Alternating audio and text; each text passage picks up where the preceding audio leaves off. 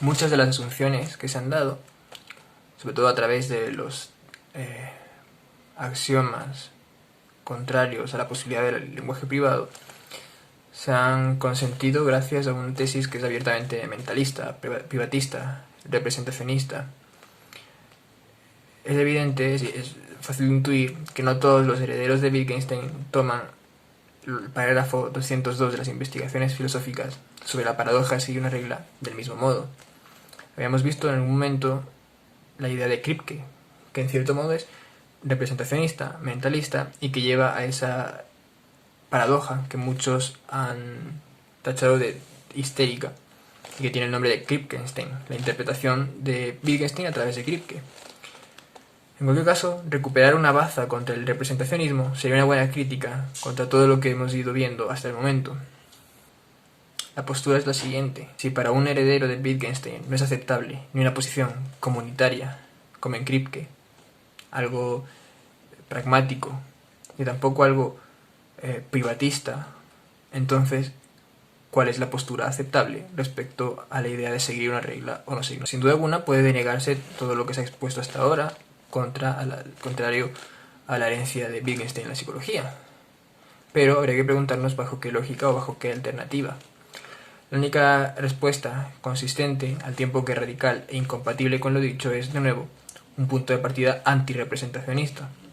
Así, como muchos autores defienden, la regla no sería una aprehensión del orden de la realidad, sería una práctica. Y habrá que preguntar entonces cómo se defiende esta práctica. Hay dos artículos que creo que lo hacen muy bien. El primero de estos dos textos, que son muy valiosos y son evidentemente anti-kripkeanos y anti-representacionistas, es uno de Gonzalo Rodríguez Pereira, llamado La anotación 202 de las investigaciones filosóficas de Wittgenstein. Dice este: Wittgenstein nos lleva al punto que hemos dicho tantas veces, de recordarnos que seguir una regla no puede ser una operación mental, pero al mismo tiempo hay un criterio particular que está en algún lado, aunque no se la mente. Pues si no, ¿cómo podríamos hablar de una diferencia entre seguir la regla y contravenirla?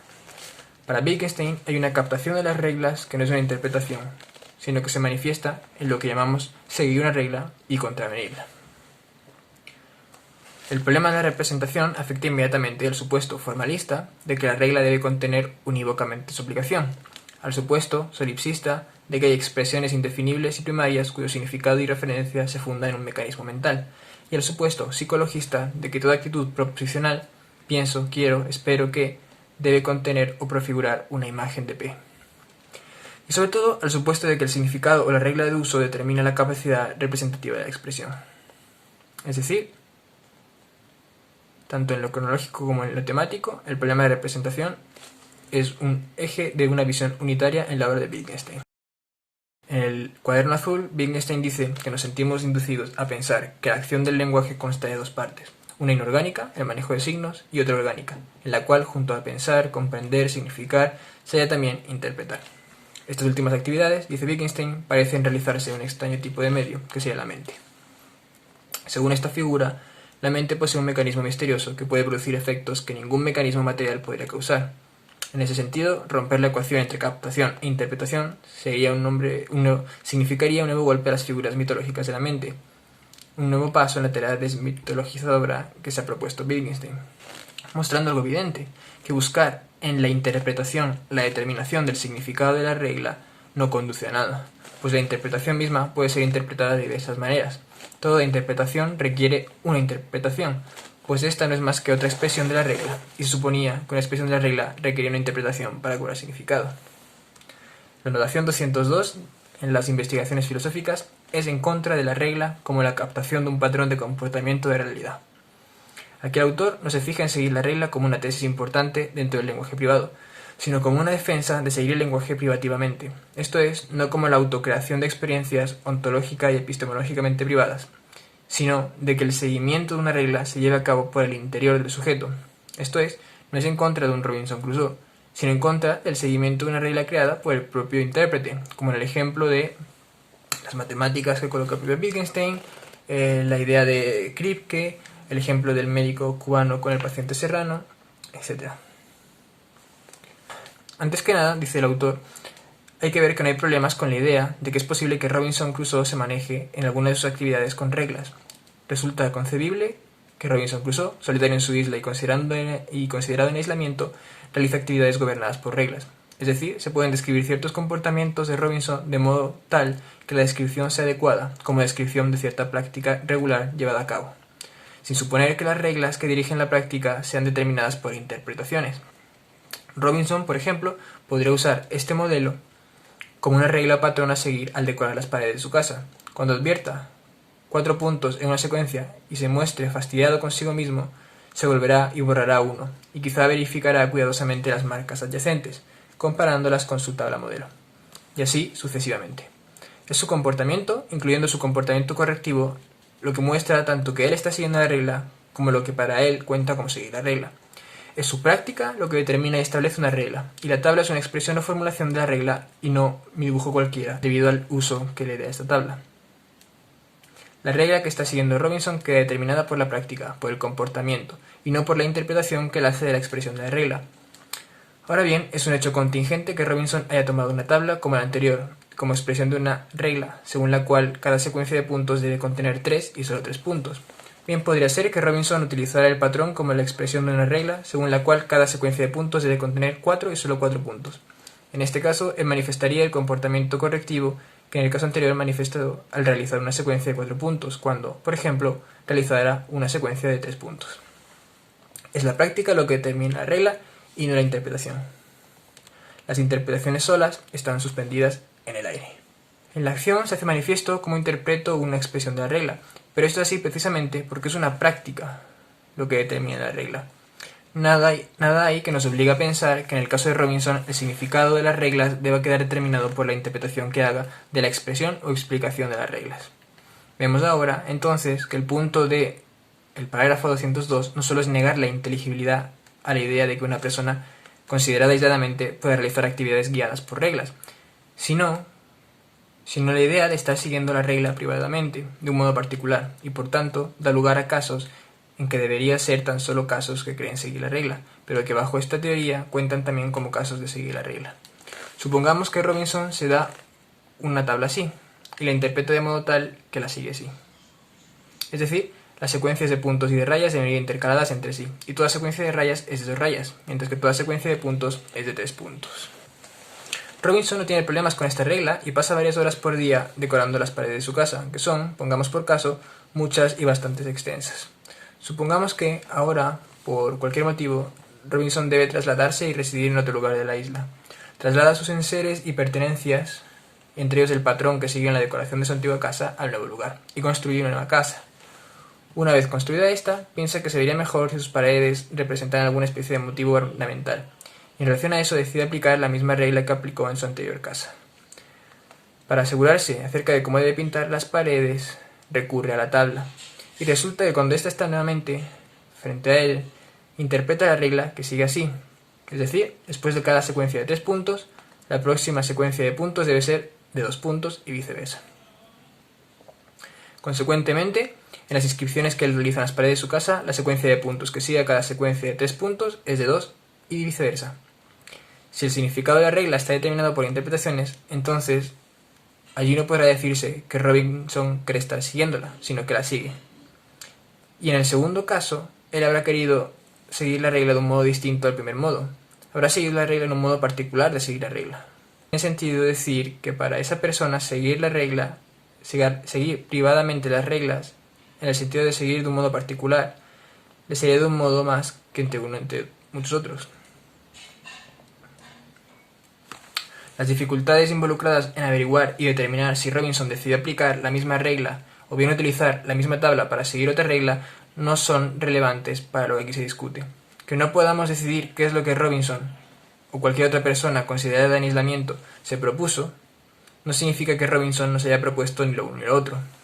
Creo que a partir de estas consideraciones queda claro que lo dicho en el parágrafo 202 no se sigue que Robinson Crusoe no pueda realizar actividades guiadas por reglas. No se niega seguir el modelo privado de reglas y de lenguaje. Lo que se niega es que se puedan haber modos particulares de aplicar una misma regla.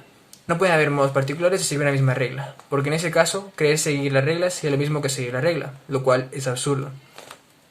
Es decir, no está en contra de seguir una regla privada, que serían los dos primeros axiomas de Wittgenstein, el ontológico y el epistemológico. Esto es la posibilidad de la existencia de determinadas experiencias que no estén compartidas con la comunidad, sino seguirla privativamente. Es decir, que seguir esas normas no dependan del imperativo del ambiente, sino de la interpretación mental, privatista y representacionista del individuo. Es decir, la interpretación de privadamente en el parágrafo 202 de Wittgenstein significa de un modo particular, propio, distinto, separado, y no se contrapone a la postura de privado. Es decir, según este autor, lo que Wittgenstein dice en el 202 no es que no se pueda seguir una regla a partir de interpretaciones particulares. Wittgenstein afirma que no es posible seguir una regla privadamente. Esto es, una interpretación particular. Particular en tanto es una entre las múltiples posibles. Lo que viene a decir el autor es que Wittgenstein no está negando en el parágrafo 202 de la paradoja los supuestos ontológicos y epistemológicos, sino ese carácter representacionista, interpretativo del lenguaje o de cualquier acción mental. Es decir, no se puede interpretar, no se puede hacer una imagen mental con un mundo posible, mediante hipótesis que además asume es el que coincide con la que tiene delante suyo, a la manera de quien infiere que ocurre en un juego de cartas delante suyo o el que sospecha intenciones de su médico, puesto que el modo de seguir la regla no queda determinado por interpretación alguna. Y continúa el autor: lo esencial de seguir una regla privadamente es seguir la regla de un modo particular, en el sentido de que las interpretaciones son múltiples y se sigue la regla según una interpretación que es una entre muchas. Que eso es lo esencial de seguir privadamente la regla se ve en que la interpretación que hace la regla el alumno de las investigaciones en el parágrafo 185, el niño que ha entendido la secuencia hasta que ha dejado de entenderla en 1000, 1004, 1008, podría haber sido compartida por alguno de sus compañeros o por otras personas. El autor es que si no interpretamos la interpretación entre explicación y comprensión como la entidad que puede salvar este abismo, entonces no se puede seguir privadamente, sino que hay un único modo de seguir la regla. El alumno del parágrafo 185 no siguió de otro modo, simplemente no siguió la regla que se le ordenó que siguiera. Ahora bien, he recalcado que la posibilidad de seguir privadamente deriva de la idea de que la captación de la regla radica en una interpretación de la expresión de la regla. Entonces, si para Robinson Crusoe la única manera de seguir una regla es vía interpretación, habrá que preguntarse si hay algo en la idea de Robinson realizando actividades guiadas por reglas que implique o signifique que Robinson podría apartarse del modo de seguir una regla y que ello, sin embargo, contaría como un modo de seguir la regla. Que no podamos decidir qué es lo que Robinson se propuso no significa que Robinson no se haya propuesto ni lo uno ni lo otro. Es decir, se pueden describir ciertos comportamientos de Robinson de modo tal que la descripción sea adecuada como descripción de cierta práctica regular llevada a cabo por Robinson, sin suponer que las reglas que dirigen la práctica de Robinson sean determinadas por interpretaciones. Por ejemplo, poder usar este modelo como una regla o patrón a seguir al decorar las paredes de su casa. Reiteramos, ¿no? Y de ahí el ejemplo de que Robinson podría usar este modelo como una regla o patrón, y cuando advirtiera 4 puntos en una secuencia, mostrarse fastidiado consigo mismo. Podría volverse, borrarla, verificar cuidadosamente, podría hacer todo tipo de ceremonias, comparándolas con su tabla modelo. Pero la aplicación de la regla, la que exige la expresión, es clara. Y bueno, ese es básicamente el núcleo de este artículo. Me parece un ejemplo muy interesante, pero que no creo que agote las posibilidades de este Robinson Crusoe respecto al signo, y que no sé si clarifica ciertamente algo sobre seguir privadamente, es decir, interpretar la regla. Cierto, si Robinson lleva consigo un acto signo en el nuevo lugar y se encuentra en condiciones de aplicarlo, no importa lo que piense frente a este signo. Nuevas interpretaciones, en fin, no hay lugar a una espontaneidad, o sí lo hay, pero es irrelevante lo que proyecte en su mente si decide ponerle un nombre u otro a esas líneas, o lo que sea. Es decir, si las considera como 3 líneas de una naturaleza o de otra, o le pone distintos nombres, es algo irrelevante, pues la realización en la situación adecuada de los patrones es suficiente para la aplicación de la regla. Es decir, en cualquier caso, la regla no es otra cosa que la aplicación del signo cuando éste es pertinente. Esto, evidentemente, por supuesto, se desembarazaría de la práctica representacionista, o es lo que parece a partir de este ejemplo. Este ejemplo de Pereira mantiene al sujeto, a Robinson Crusoe, en una situación existencial ideal, porque él recuerda que tiene que pintar la casa y lo que queda es entonces echarse a la mano la aplicación de un signo. Es efectivamente una escena tal que el signo, el lenguaje, le aporta algo que su memoria no alcanzaría. Imaginemos un patrón mucho más largo y complejo. Pero el individuo sí que tenía el conocimiento de lo que debía hacer una vez se viera con aquel signo. La interpretación del signo, interpretar qué implica esa denotación, está ya dado. De hecho, pero no es algo intrínseco al signo, sino en el conocimiento de Robinson, en este caso particular, de qué es lo que quería hacer con el signo. Esto es un ejemplo, como digo, ideal, donde no se ha cometido un error y donde el Robinson del pasado ha visto satisfecha su imposición, y Robinson del presente o del futuro ha descubierto un rasgo particular para llevar a cabo. Si encima supiera de memoria la serie de patrones que debe realizar, no serviría de nada esa secuencia de signos para pintar la casa. Pero no veo por qué no podría ser de otro modo. ¿Por qué el recuerdo, digamos, no podría ser más ambiguo o llevar a confusión respecto a la primera intención que tuvo en el pasado? ¿Por qué esto no podría llevar a una sobreinterpretación que a la vez entorpeciera la aplicación, que en este caso, afortunadamente, ha sido exitosa? Digamos que el escenario es uno de comunicación exitosa entre el pasado y el presente. Pero, al contrario de Pereira, podemos insistir en que sí hay una implicación, porque la circunstancia está de modo tal que los patrones declaran unas formas muy complejas como para desplegarlas en una imagen mental. Si él no tuviera una buena capacidad de evocar la importancia de los patrones, podría olvidarse totalmente y mirar el signo y no saber para qué aplicarlo. Podría aplicar el signo, digamos, y podría saber que esos patrones son adornos para la casa, como en el ejemplo de Pereira. Y sabiendo que puede olvidarse de otros detalles de importancia, apuntar además llenarlo todo, porque en su momento pensó que quedaría bien que todas las paredes de la casa tuvieran ese patrón. Pero al haber olvidado esa situación, esa circunstancia, interpreta efectivamente el papel donde están los patrones y pone llenarlo todo, pintando también el techo y el suelo, es decir, no satisfaciendo lo que había planteado en el pasado. Podemos estar de acuerdo, sin duda, en que un lenguaje de Robinson Crusoe, uno privado, en el mejor escenario, se encontraría de tal modo que no hay un seguimiento de la regla de forma privada, es decir, una interpretación, pues en el lenguaje para con uno mismo, la situación ideal sería tal que el signo se aplique del modo siguiente: encontrarse de tal modo en una situación identificable como X, de forma que siendo idéntico a X aplique Y. Pues con uno mismo, toda nueva especulación a favor de Y sería en demérito de X. Si me pregunto si esas señales de adorno son para la casa o para la arena de la playa, es porque he olvidado la intención primigenia de esos patrones. De esto no se sigue que no haya lugar a la interpretación, como sucede inevitablemente en el lenguaje comunitario, en que no puede haber identidad entre X y el interlocutor. En el lenguaje primario también hay lugar a la interpretación, pero esta suele ser una mala señal de cómo termina la operación. Ese encontrarse en una situación ideal que ha colocado Pereira no es ya estar en un momento en que uno esté teniendo una idea particular de lo que hace, es decir, hace lo que haría una interpretación adecuada. Algo tan anómalo como una comunicación subjetiva y para con uno mismo requiere un contexto en el que el signo se presente de forma clara. En un escenario privado y segregado, como el de Robinson Crusoe, el contexto es prerequisito para la aplicación del signo.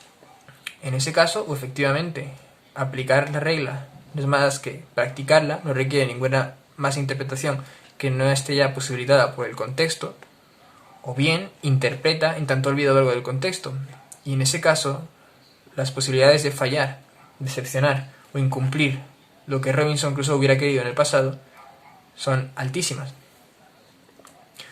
Interpretar el signo no es algo que esté dentro del signo, sino algo que precede al encuentro con el signo. Si yo sé qué hacer con ello, la interpretación no está dentro del signo, sino un ejercicio mental o de memoria, o del hábito.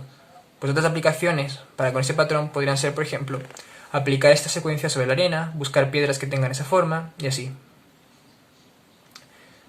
Si para hacer más fácil la interpretación se apuntase en un papel los patrones y la palabra casa y lo encontrara años después, la interpretación también tendría lugar. Pero no respecto al signo, pues entonces podría interpretar que los signos son un mapa para encontrar la casa, o una decoración para hacer en la puerta de la casa, y así. Incluso mediante instrucciones podría dejar perfectamente claro lo que quería. Pero, ¿por qué cumpliría un deseo estético que tuvo en el pasado y que no le imperase en la actualidad? En el caso de Robinson Crusoe, la adecuada realización de una tarea depende, si hablamos de comunicación, de acometer aquello que hubiera querido acometer en el momento en que realizó esos trazos, esos patrones.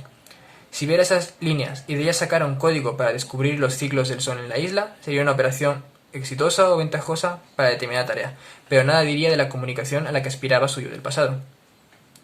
Esto es, para que pueda comprender para consigo mismo un determinado uso de un signo, uno debe estar ya en la disposición de emplearlo. Es decir, más cercano será cuanto menos quede a la interpretación y más a la acción, al uso, a la ejecución, como dice la práctica Wittgenstein,